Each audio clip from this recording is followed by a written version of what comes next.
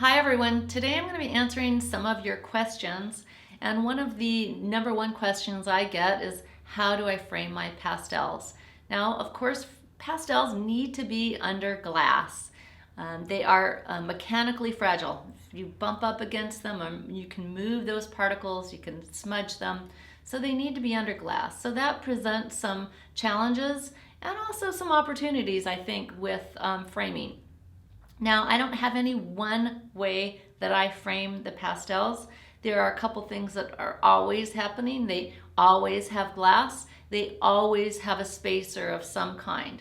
So I'll show you a couple of the different ways that I frame, and it really depends on, number one, the piece of artwork. I want the framing to be appropriate for the artwork, and so I do several different kinds of work, figurative work and the landscapes. So I frame them what I think that is appropriate for that. So let me go over a couple of things first. The other thing I get is, do I do it myself? And there's no one answer to that either. Yes and no. The large pieces I send out to a framer to have them professionally done because I simply do not have the skill to deal with the large pieces and the cutting large mats. I don't actually cut any of my mats anymore. I used to a long time ago, but the machines now, the computerized mat cutters, get a absolute perfect cut, and I want that in my pieces, especially if I'm going to be selling them in a gallery. I want them to look number one, so I have the mats cut. But let me show you a couple things with regards to the mats. So this is a small piece, something like this. I may have the mat cut, but I would probably put small pieces like this together myself, so I would fit the pieces in the frame. And a couple of things about this. So I like I like mats on my landscape. So they're not paper, they're actually rag mats, and so they're very archival. How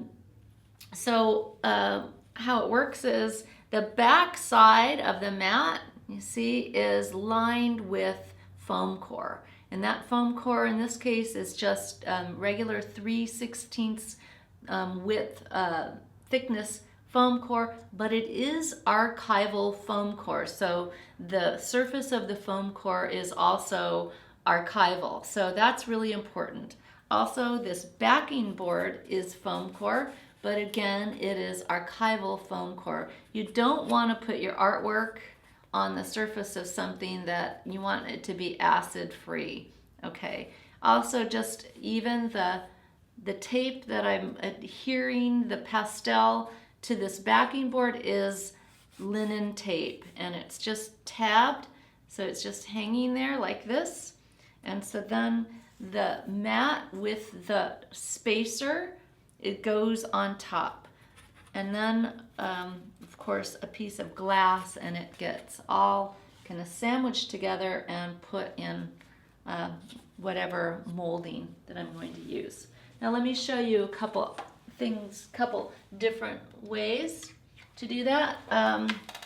So this is a piece, this is a figurative piece, obviously. This is my son, Kevin, when he was a lot younger. And this piece does not have a mat. And I think this particular group of paintings that I had done a number of years ago looks good like this without a mat. And so this is put together, and in on the back side of the glass, in this case, is a plastic spacer.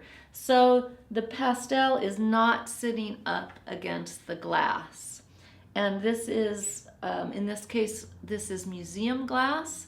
And for these small pieces, I decided to spend the money on museum glass because these, framed this way, these pieces almost look like oils, and I think they look really good this way. So this is another option. And this is just a pre-made plein air style frame that you can get. You can get these a lot of different places. Okay, so kind of mixed things up here a little bit, but here I just wanted to show you. So this piece, this is one of my variation pieces, and this is obviously it's got a mat. I love to use 8-ply mats. This one doesn't have that. I didn't have one sitting around that has the 8-ply mats, but I like a really nice thick mat. I happen to also like a wide mat around the image area, but styles are changing a little bit now, and I'm seeing that artwork has a little bit thinner, width of mat around it. So it's kind of that's kind of a very personal thing. Again, this one has the same setup here with the spacer, and this molding just happens to be, I think it's a Nielsen molding. It's just a very simple gallery style molding, and it's a metal molding, so it's inexpensive. Now, I do use wood moldings on a lot of my pastel landscapes, and I like wood moldings. What I try to do typically is when I'm doing a show, I want as many of the pieces as I can manage to be the same molding, the same style of framing, or as similar as I can get, so that the show looks really consistent and my viewer isn't honing in on the framing style, that they're really concentrating on the actual artwork. And that's another reason why I really stay with neutral mats, almost white, or maybe just a little bit off white, because I want my viewer to be concentrating on the artwork, and I want all the artwork to look really consistent in a show.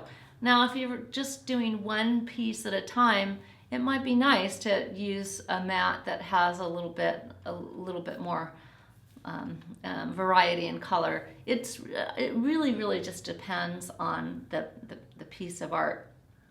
Now, framing with pastels, it gets really expensive. So there are things that I do. For instance, I don't use museum glass on my large landscape pieces. It's just so expensive. If a piece sells and a buyer really wants to up the quality in the glass, there's many different kinds of glass out there now that are really good, UV and the museum. And so if someone wants that, I will, I usually do that, and I do that as part of the sale. I don't charge more for that, because once a piece is sold, then it sort of makes sense to go ahead and up the glass, up the framing. So that's that. Oh, and then one other framing style that I really enjoy, and I have several pieces in my house that are framed in this way. It's a little bit more expensive, and even though it doesn't seem like it would be, but it's a look that's kind of different and appropriate for some pieces. And I have this big piece here to show you. So this is a piece that is floated. I don't know if you can see it very well, but it does not have a mat, and it's just floated. Let me see if I can get it up here. Yeah, it's really big, kind of almost abstract forest scene. So this is just tipped in here. This molding is a thicker molding. It is also a metal molding. It's a really nice one now. This one was professionally done. So inside here, there's a little shadow box. There's a little bit of foam core here that's a spacer, and the pastel is just hanging here. Now, I might indeed get some little particles down in here, but for me that's okay. I'm okay with that. I feel like this is such a beautiful style of framing that it's kind of worth it. And if I end up with some little particles of pastel in this in this little space here, you know, I'm just going to think of it as, well, I can really tell that this is an original piece, original pastel, so that's fine. So, but this is a little bit pricey to have done, and I can just show you beautiful, beautiful backing, and you know, it's all tight and really, really very, very nicely done. So every now and then I'll spend the money on doing something like this. This is hanging in my house, so that is about it. Shipping the framed pastels is a whole other support question, I think. That's a whole other deal. I do have some information on my websites about shipping pastels, so look for that. You might have to hunt around a little bit for that. But I hope that helps out a little bit, and talk to you soon. Bye. Hi there, thanks for watching. If you haven't already subscribed, please subscribe, it helps us out, and click the bell icon to get notifications. We have lots more coming for you.